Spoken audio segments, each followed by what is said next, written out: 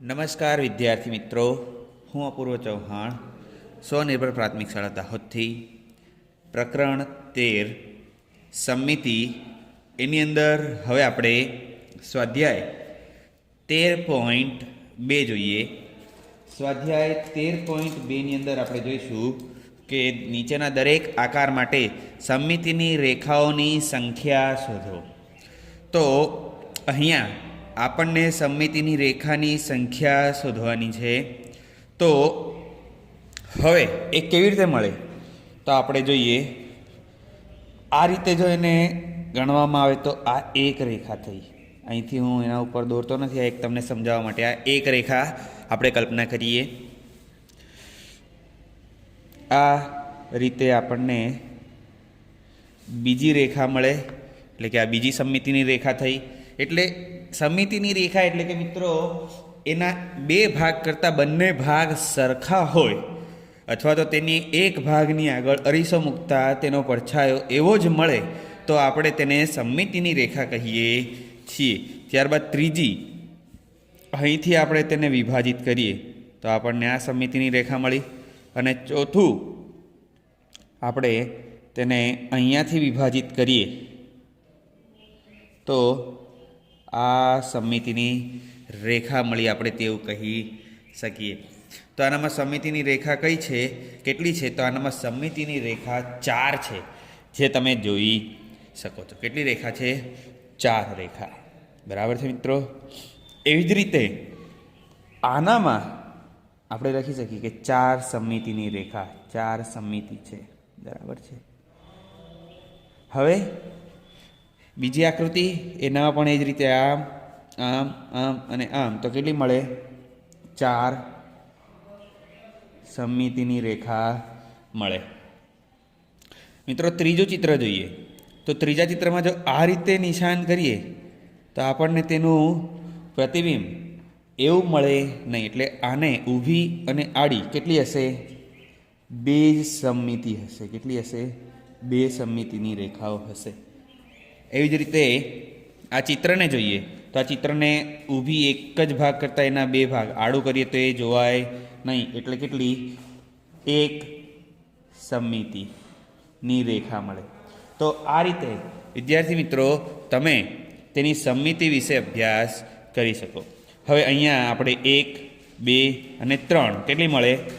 3 સમમિતિની રેખાઓ મળે. બરાબર છે, એવું આપણે કહી શકીએ. તો આ રીતે તમે સમમિતિની રેખાઓ કેવી રીતે મળે એ શોધી શકો. ત્યારબાદ પ્રશ્ન 2, નીચેના દરેક આકૃતિમાંના ત્રિકોણની ચોરસ ખાનાવાળા કાગળ પર નકલ કરો. દરેકની સમમિતિની રેખા જો હા હોય તો શોધો અને ત્રિકોણનો પ્રકાર પણ નક્કી કરો. તો મિત્રો અહીંયા આપણને આકૃતિમાં આ જોવાય છે. અહીંયા આ રીતે આ જે મધ્યમાંથી પસાર થતી રેખા છે, આ એ જ એની સમમિતિની રેખા બને. બરાબર છે. હવે આ ત્રિકોણનો પ્રકાર જોઈએ.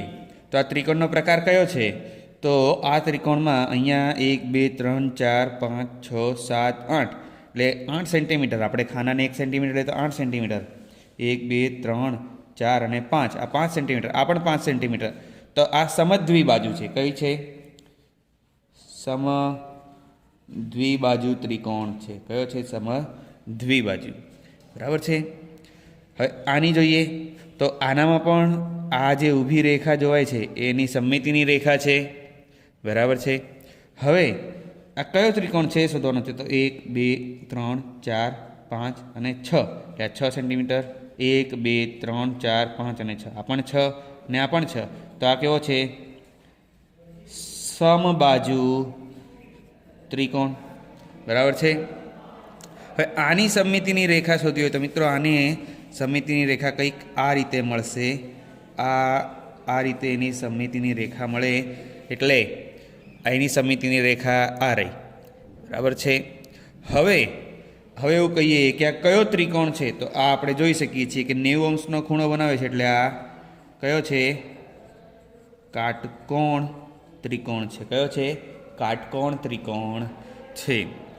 એવી જ રીતે આ જે છે તો આનામાં 1, 2, 3, 4 5 6 1 2 3 4 5 6 1 2 3 4 5 6 આ 6 પણ એની બાજુઓ કેવી છે? અસ્તવ્યસ્ત છે. એટલે આ કયો થયો? વિષમ બાજુ. કયો થયો? વિષમ બાજુ. અને આની સમમિતિની રેખા આપણને મળી શકે નહીં. બરાબર છે?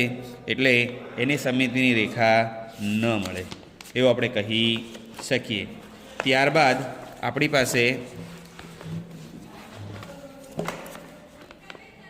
એનો પ્રશ્ન 3, નીચેનું કોષ્ટક પૂર્ણ કરો. નીચેનું કોષ્ટક પૂર્ણ કરોની અંદર આપણે એને જોઈ શકીએ. તો પહેલું છે સમબાજુ ત્રિકોણની કાચી આકૃતિ અને તેની સમમિતિની સંખ્યા. તો 3. ચોરસ. તો ચોરસની કાચી આકૃતિ તમારે દોરવાની અને તેની સમમિતિની સંખ્યા. તો આગળ આપણે ચોરસ જોયું હતું. તો ચોરસની સમમિતિની સંખ્યા કેટલી મળતી હતી?